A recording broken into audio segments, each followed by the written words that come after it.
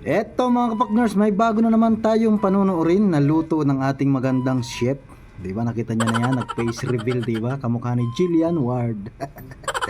So ipiplex ng ating chef ang kanyang bagong kawali.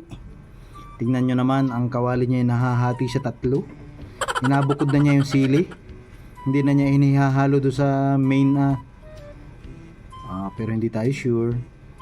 Baka mamaya ay ihalo na naman yan dyan. Diba? Parang masasarap ngayon ang recipe natin Itlog. Ano yung isang yun? Hipon ano? Tapos sili na may gulay. Luto na yung itlog. Parang luto na rin yung hipon. O ito naman ay parang mga bagong kagamitan ng inapagpiplex mo sa amin ngayon Parang pakunti-kunti sili na pati. Talagang gusto na yata ako na rin pakainin ng kanyang lutong itlog na yun. Mukha konting sili tapos konting spring onion. Ganda naman yung kawali na yan. Talagang hindi ka nagagamit ngayon ng maraming mantika niyan. Yun, sibuyas. Aba, ano yan? Parang kakaiba na naman yun Nagblender siya ng bawang, sibuyas at sili. Mahalang na naman yan.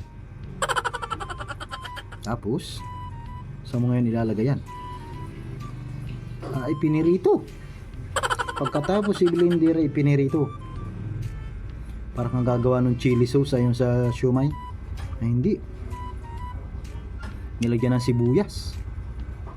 Tapos doon inihalo na yung hipon. Sabi ko na nga ba sabi ko na nga ba hindi pa yun final meron pa talagang mikos nilagyan ng tubig.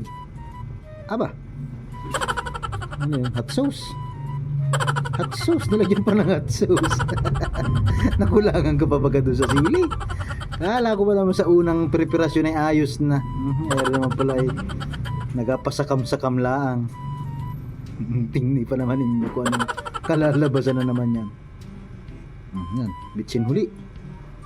Magic sarap. Kamadaming sangkap nito.